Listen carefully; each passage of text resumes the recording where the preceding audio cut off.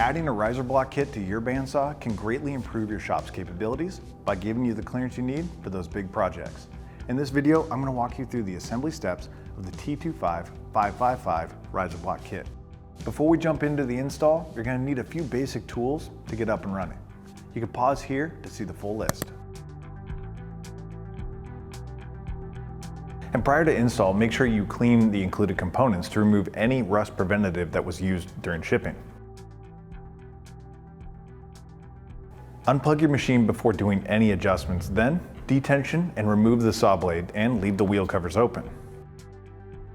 Remove the left side blade guard and the power switch and the double cord clamp, taking care not to disconnect any wiring or the switch.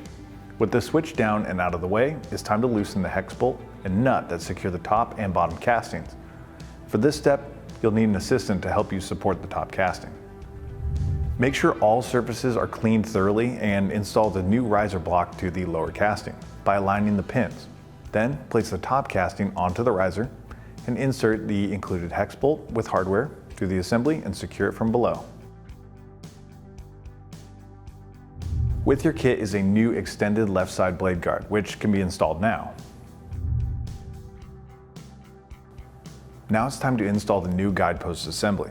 To do this, raise the upper guide assembly all the way up and tighten the lock knob. Loosen the cap screw and disconnect the guide assembly from the guide post.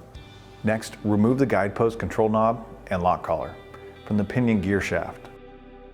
Then push the pinion gear shaft inward to disengage the gear from the rack.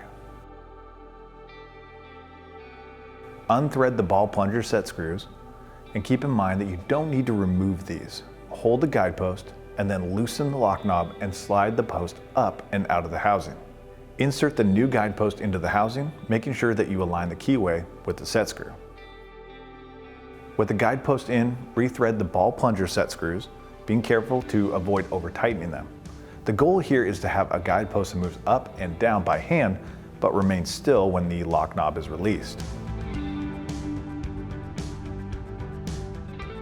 Reinstall the lock collar and control knob.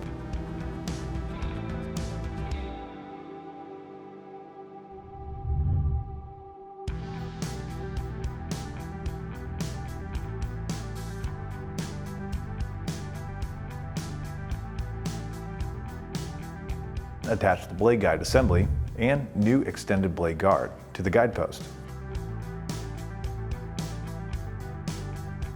And install the power switch and double cord clamp.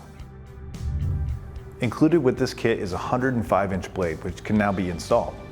Due to the blade length differences, the tension mechanism on the saw may need a bit more adjustment.